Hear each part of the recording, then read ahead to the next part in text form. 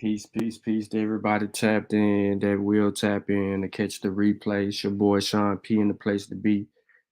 Um, Make sure that you like the show, share the show, tell a friend we're live. Really don't expect anybody to hop on real quick, but I just wanted to kind of go over an argument that some podcasters were attempting to make during their stream in their weekly recap of the FCS top 25 in football programs. And this episode featured Jackson State, solely Jackson State, and other teams would be incorporated into the conversation as the argument would persist. Now, what I'm going to do is I'm going to replay the stream. In the description of the video, I attached the full episode and a couple of sources. But before I really get into it, I really want to expound on the fact that this whole conversation about historically black colleges and universities against historically white colleges and universities is growing again. Remember, Chris Johnson in 2005 wrote an article why Division I historically black athletic programs struggle against predominantly white institutions. In there, he talked about funds, training, scores. He talked about resources, additional resources, strength and conditioning, um, a magnitude of different excuses as to why historically black universities, colleges and universities struggle against these predominantly white institutions. And, it talked about marginal TV, lopsided revenue, and a host of other things. All of that stuff was all bottled up in that. If you haven't read it, if you haven't read the article, I did attach it in the description. This argument about Jackson State and where it's ranked is growing legs. And it's growing legs from many people who don't think that Jackson State belongs where it belongs.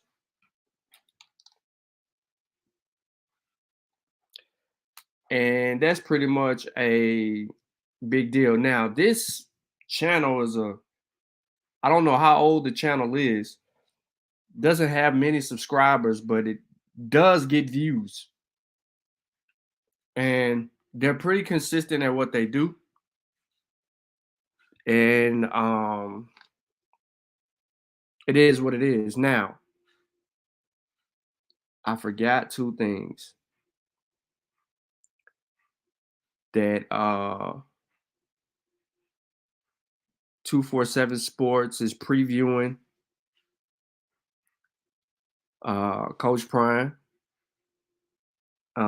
As they're talking about it's a recruiting show, because after what he mustered up, or what he has mustered up for this week and last week and this week, there seems to be some recruiting information that's going on.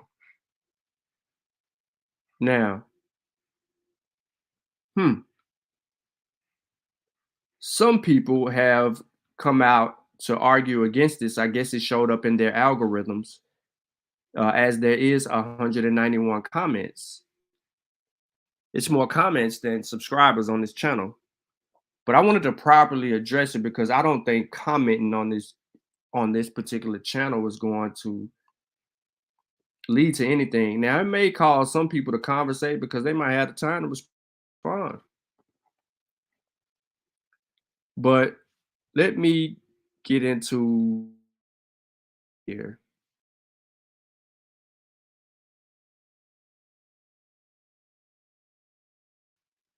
Yeah, man, peace to everybody who might not be saying anything and just kind of tuned in, or you might be tuned in to the recruiting show, which, let me see. Let me see before I get to this video. Let's see what they're talking about over there. Of course, you know I ain't gonna play no commercial. I just want to see what's going on over there.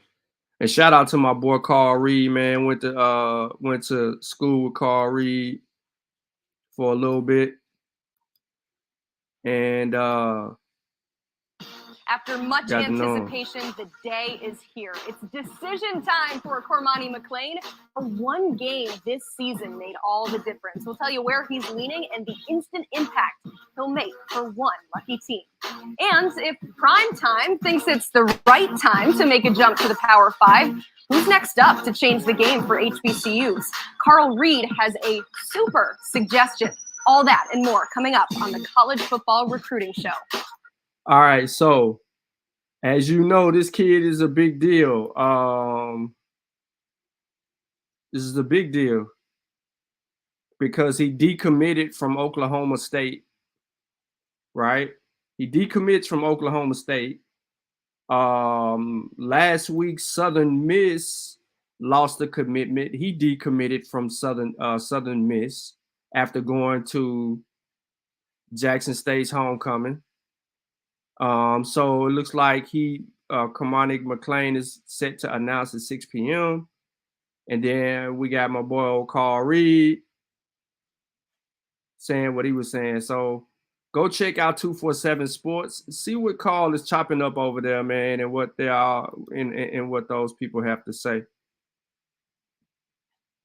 And see what's going on with this recruit, because we don't know. He could do something strange too. We don't know if JSU was trying to recruit him or not. So I just wanted to kind of peep in on that. But let's get to the main course, man. What up, Aaron?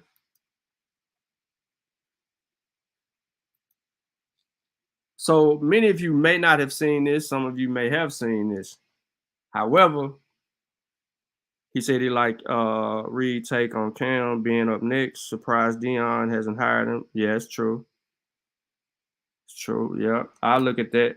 But if you haven't seen this, man, we're going to watch this. Now I'm gonna do this in two tapes.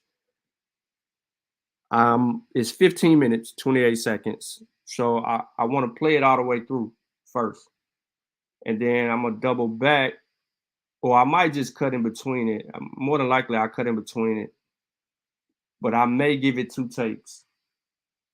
So let's see what these people are arguing. Let's jump down to your neck of the woods. I know something you've been paying attention to, and you had one crazy week in the FCS, Steve. One crazy week. Take me through it, because I'm pretty sure I heard that there was a record, and it had to do with 2 points, and it wasn't 2-point conversions. It was on the other side, the safeties. It was the damnedest thing I have ever watching college football for as long as I have.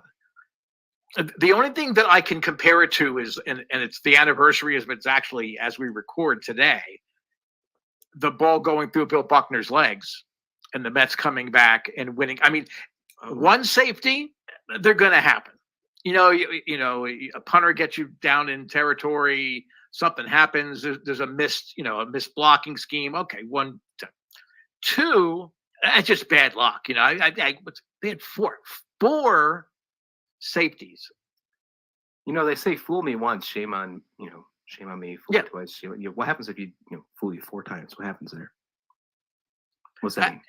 Yeah, in this case, it means the FCS is some of the most entertaining football out there. Yeah.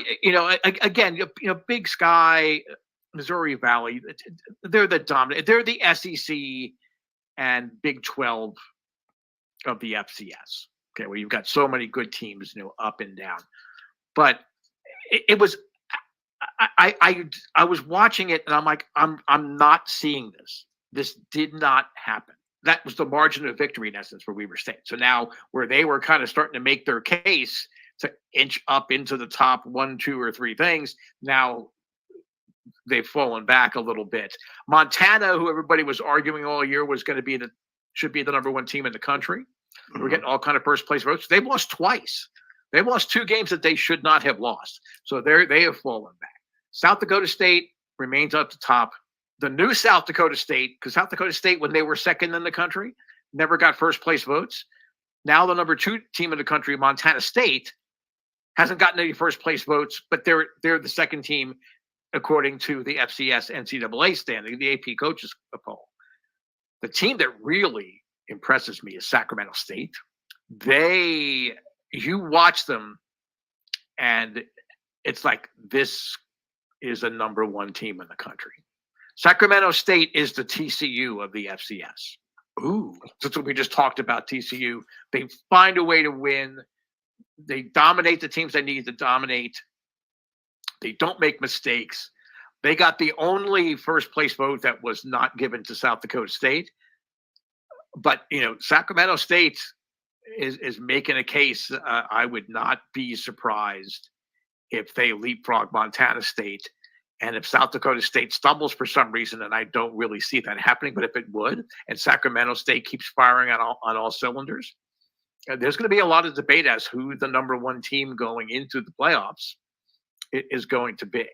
There is something I need to talk about. I know that you're going to get upset about this. We talk about this all the time.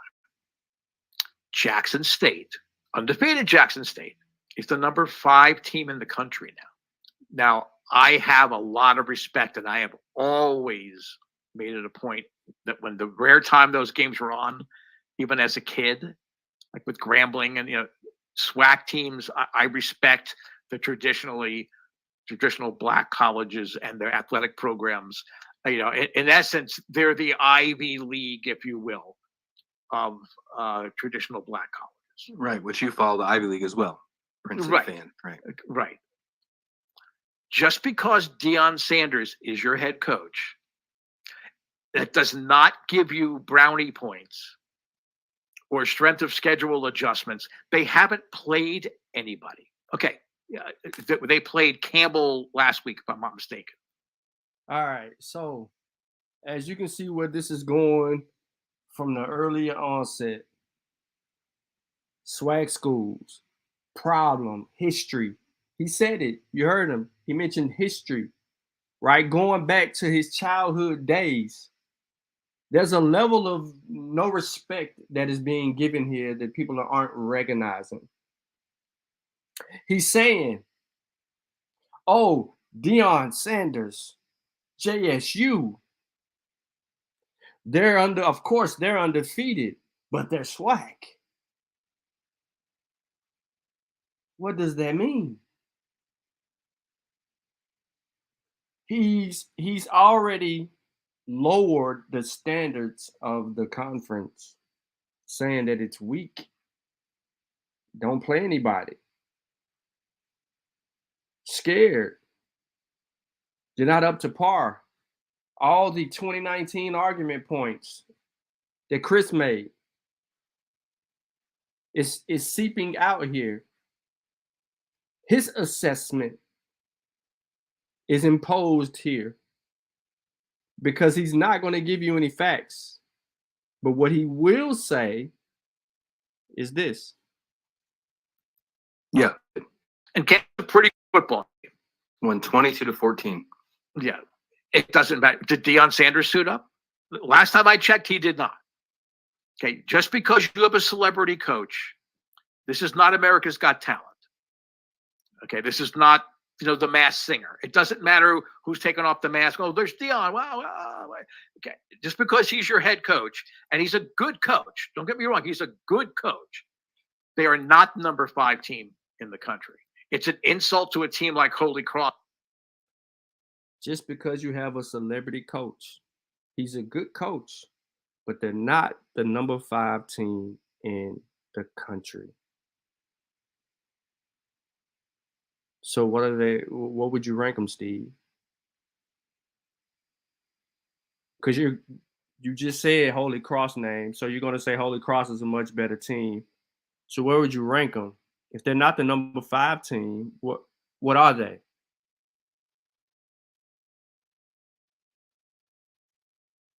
What we're witnessing is his immediate bias toward HBCU football because of how they've always viewed HBCU opponents.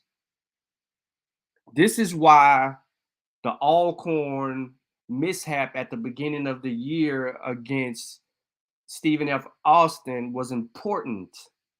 This why Mississippi Valley going down there and playing at Texas school and not meeting the expectation was important. This is why Texas Southern going toe-to-toe with UTSA for the first half of that game. And if the play calling was accurate, a potentially upset there was important. This is why the JSU Campbell game was important. Right? Because if these HBCUs show up in these non-conference games against these against these historically white university colleges and universities, or universities and colleges and institutions, however you want to frame it. And when you change the narrative, you change the narrative. But watch Steve. Which is 7-0. They're number 8 in the country. Okay, they're in the Patriot.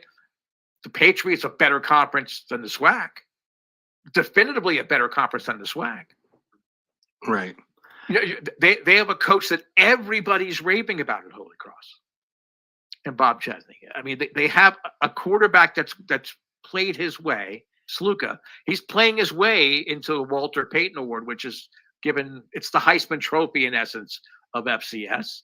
He's played his way into consideration of that. Did you know that you can make a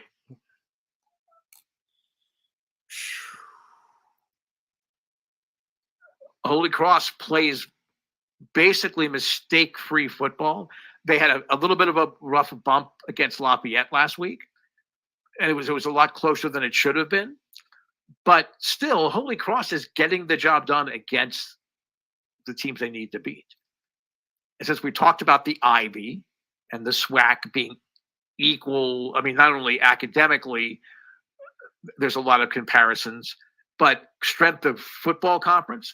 Why is Princeton the same record of Jackson State, number 23 in the country, and Jackson State is number 5? And the reason for that is number 21, or who used to wear 21, Deion Sanders. That's why. I get it. It's the story. It's a great story for college football in general. That's where game day is going to be.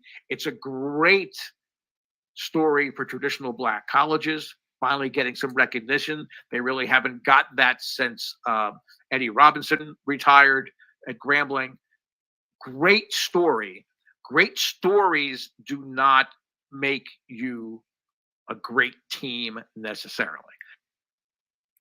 So they're not top 5. Holy Cross is. They're not top 5 because they have a celebrity coach. They're not top 5 because they're winning games and the SWAC ain't shit. They're not top 5 because of all the other reasons that he's mentioning.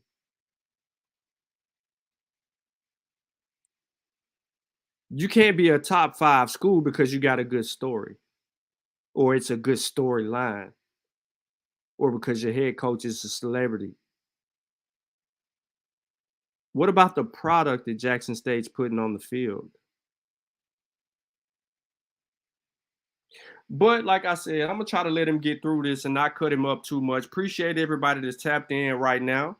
You know what I'm saying? It is what it is. Kobe. They do an FCS weekly recap. They don't have a lot of subscribers, but they get views. Enough to monetize, as you can see. So they get spins. And in this weekly recap, Jackson State, are they the real deal? And Steve is expressing his opinion. But we're going to let him spill because Christian is going to take a different approach. But this is the problem with not beating those teams when we have the opportunity to beat those teams, because then, at the time when Alcorn was battling Stephen F. Austin, they had them as a top 25 team. And imagine the shockwave that would have went through the FCS after an Alcorn upset. That would have sent shockwaves through and through. And I really think that the sports writers are just all enamored. And again, I'm not a conspiracy theorist. Okay, I'm absolutely not. But the FCS to have a game day, that's a huge story. How do you get a game day over some of the other games that are on the slate? You have Deion Sanders' coach team be number 5 in the country in FCS. And I'm sorry, it's just flat out wrong, bordering on fraud. That's a fair way to look at it. I will say that, Deion's son, Shedeur Sanders, has looked really good. I mean, some people are saying that he deserves Heisman nominations. I'm interested to see this football game. I have not seen them play this year. I'll be honest. I have not. I'm going to watch this game against Southern. It's at 2:00. It fits the bill. I'm also going to watch that Sacramento State game because it's a 9:00 game for us, and I'm really looking forward. And they're playing Idaho, a team who beat my Montana, right? Yep. A team that I was excited about. So your Grizz, yep. I'll be really looking forward to those two games. I'm going to give Jackson State a little more benefit of the doubt than you, just because I do think they do have some top prospects who they have probably stole from some Power 5 schools because of the Deion Sanders effect, right? But I will say, and I will agree with you, that their conference is rough. I wish they would put in a Power 5. I wouldn't say Power 5. That's a bad way to say it. A tough FCS school. Like, how great would it be if we had them play South Dakota State? How great would that be? We might see that in a national championship. That could possibly happen. I don't know if they get the nod, they might go to the Celebration Bowl instead, because I think that's a SWAC versus another team in that. So maybe they don't go to the national championship, or maybe they get both. I'm not really sure how that works with FCS. With that, regardless, my friend used to pay. Shows you how much they know about the SWAC when they don't understand that they got the championship game. I wish they had a better non-conference schedule so we could actually see that this team is really what some of these guys are talking about, because we're not really seeing that. Yeah, Campbell's been a decent team. We talked about them earlier in the show about maybe intermediate. They're ranked. They're ranked nationally. Okay, sure. But they're not one of those teams that we're talking about day in and day out. South Dakota State, North Dakota State, Montana State, Sacramento State now, Weber State, Holy Cross. They're not one of those teams. If we just saw them play one, I would just want to see them play one of those teams. And if they put the herd on like they've done every other team in their conference, then I will never have an argument anymore, at least while Deion Sanders is there doing his job and bringing in those top prospects, because he is really doing a great job with that program. When he does leave, I'm worried that program declines very fast. Hopefully it's a jump start to, HBCUs. Hopefully that's the case. But I feel like that's going to be one of those like, hey, we did this, we're moving on. And obviously I'm sure his son will follow. Who else will follow as well? Transfer portal is a crazy thing. It's a crazy thing. Well, see, that's the catch-22 for even a non-Power 5 FBS school scheduling at Jackson State, because there is not the tradition of excellence year in, year out. So, yeah, it's great. It's wow, we can sign Jackson State. But smarter ADs realize Deion Sanders is not going to be there all that long. So why, without Deion Sanders, is Jackson State a draw now? They are not. And you have to look at your schedules, even within the FCS, because of all the conference realignment going on in the FCS as well. A lot of these schools, in order to keep their rivalries, can't waste a game on a Jackson State that won't have Deion Sanders. If, let's say, Montana or North Dakota State or South Dakota State still wants to play Youngstown State, they can't, because of all the conference shuffling and how you have to now, with larger conferences, you have to have more games there. You've got a precious maybe one game that you can slot in there. So why gamble that away and give it to Jackson State for a home and home? Because in essence, you're not going to have the draw that you think you're going to have if Deion Sanders does move on. Very good point. Yeah, that's a very good point. I will say this. If Deion Sanders does move on from Jackson State, whoever replaces him will be a huge name. It will be a big name. I don't think Jackson State is going to just go from a Deion Sanders to an up-and-comer and hope that he can just carry on what Deion started. I think that they're in it for the long run, and the Deion Sanders portion, the experiment, whatever you want to call it, because I think he is going to be a head coach in the FBS next year, a Power 5 school. Whoever goes to Jackson State after Deion Sanders will be a huge name. Will be a name that we are probably talking about next year as well, in the top in the rankings of the FCS. And they'll probably continue it on, and that'll probably save some of those transfers, some of those big-time recruits that Deion Sanders brought in from transferring out, because they'll be excited for a brand new coach. I think that's the only way some of those top prospects that came in because they wanted to be coached by Coach Prime to even stay. So I do think that they are going to have a big name coach come in. They're probably already talking about, contingency plans because they know it's bound to happen. I mean, we've heard his name how many times come up? Right. As soon as a coaching is fired, Georgia Tech, with Colorado, with Arizona State. We've even heard him talk about with Nebraska, with the Big Ten. So, and then of course you know my hot take. I think he's going to be the next coach at Auburn. Auburn, yeah. Well, again, for programs like that, I think it is important. You've seen it a lot on the basketball side, both men's and women's, really top African-American recruits going to the traditional Black schools. And now suddenly those programs are being recognized in prestige. So it may be specifically, in the MEAC and in the SWAC, they're willing to spend the resources above what they ordinarily would be to make it profitable rather than just keeping your head above water. Right. It might be worth it as far as a long-term plan to have big names keep coming in.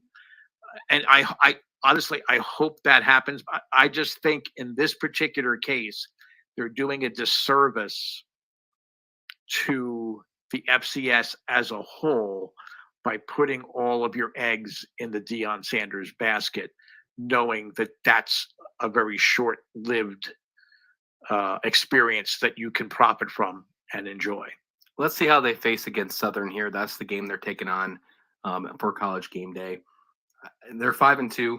They're the other strongest team in that conference. And this is the game for them to go for College Game Day. If you're going to pick one for Jackson State on the schedule, this conference just needs to get stronger. I mean, if we wouldn't be having this conversation if Jackson State was in a tougher conference, right? If Southern wasn't the only tough team in the conference, right? And we're going to probably see Jackson State put the hurt on Southern, and then this is going to be even more of a disparity between this conference.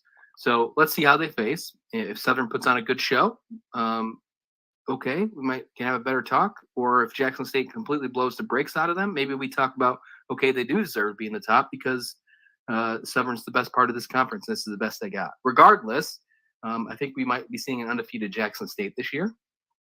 If that's the case, then I can't really, if you go undefeated in college football, period, you deserve to be ranked. Now how you get ranked, that's up to you.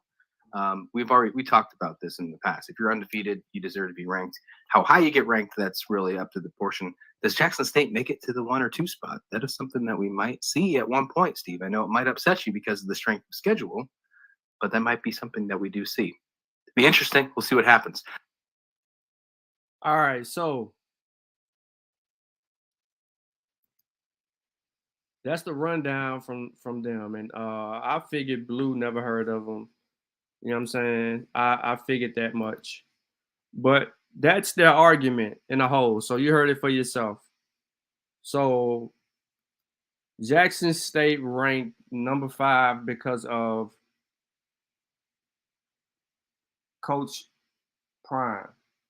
So here's a look at the FCS statistical categories for total offense.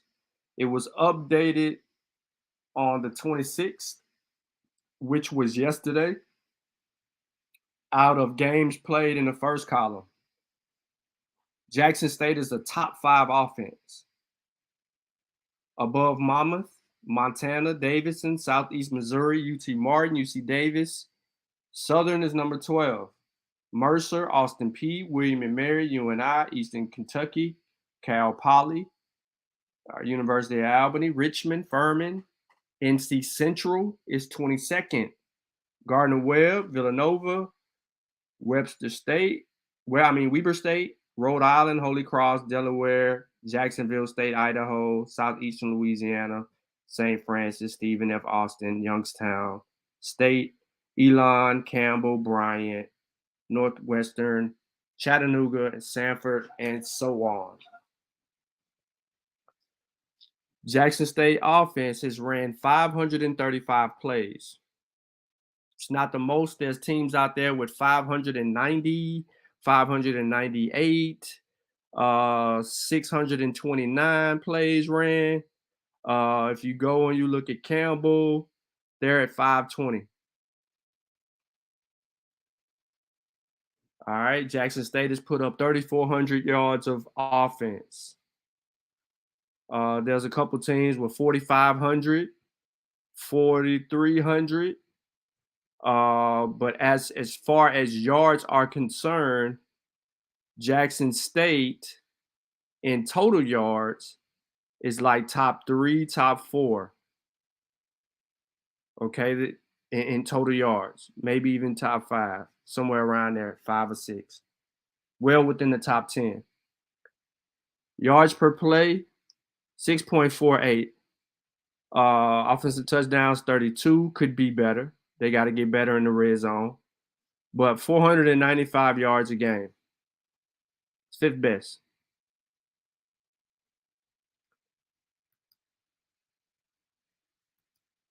Right? That's offense. Okay? I don't even want to go defense. All corners rank 51. I don't want to go defense. But let's go defense. We already know the defense.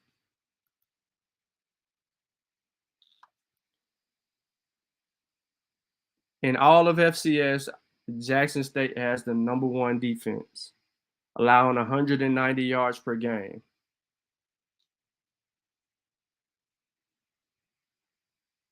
.408 plays, only giving up 1,300 yards. There's no one else that has anywhere near giving up that total. Southern is 6th. A&T is 5th. Southern has given up 500 more yards. 3.26 yards a play. 3 downs, 3 and outs. That's a lot of 3 and outs.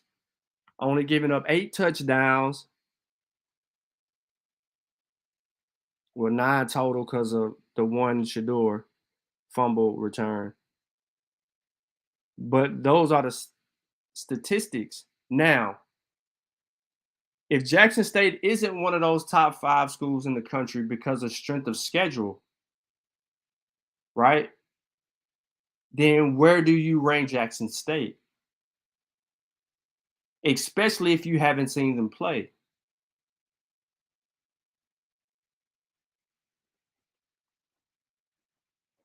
If all the attention and the hype they're getting is because of their coach and not their play, that is a problem, because it is their play that is also matching the intensity of their coach, which is gaining them nationwide notoriety because of the success, not only of the coach, but the team, and how they're always in local media and mass media. They're trending. Jackson State is a trending topic.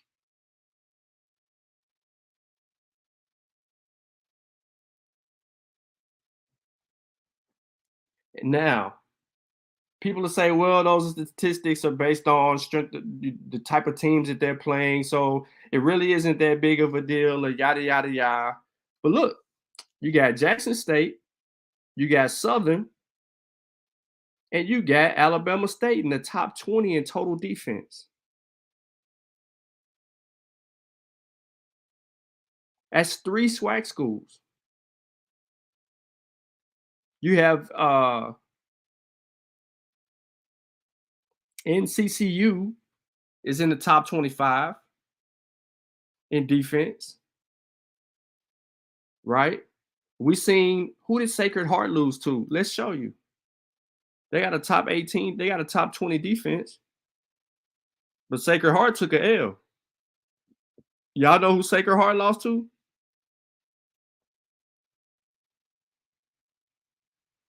In HBCU.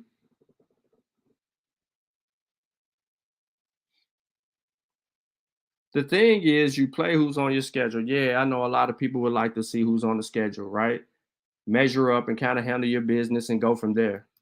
And I absolutely agree. Measure up and go. Look at this. Completion percentage.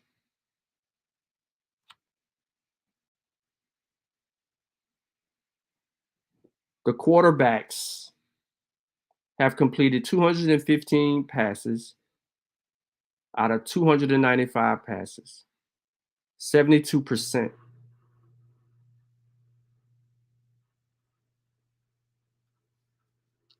Statistically, defensively, Jackson State poses a problem to other FCS opponents. But we will never know until we see those, those games scheduled. Will we see those will make a difference. However, when you have people like this show up in your algorithms and say the things that they say about HBCUs and this, that, and the third, you have to look for the evidence.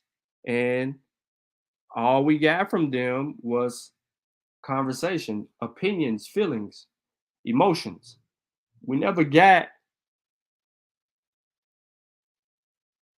honestly got the facts, the evidence from them. However, man, I just wanted to come through, slide in real quick, talk to y'all about this whole little shebang. I don't want to keep y'all too long. I know a lot of people are going to go live, man, but it is what it is. If you missed the stream and you have, you want to talk about something, man, please feel free to leave a comment on the video. Hopefully, I'll be showing the boom box is gonna be loud and cranking, so I should be streaming the boom box, and we should have some fun for those of you who can't make the game, or whatever the case may be. But man, y'all enjoy the rest of y'all day, and look out for Doc Holiday tonight. You know what I'm saying? HBCU Overdrive. Look out for the Blue Bloods tonight. Week 9 preview. Make sure you subscribe to the Blue Bloods. Make sure you subscribe to HBCU Game Day. Do not subscribe to this channel. We're going to keep the subscriptions down for good reason and intent, because I really don't want to do lives, like that. But I appreciate everybody. For those of you who did tap in and hear what a brother had to say today, enjoy your day.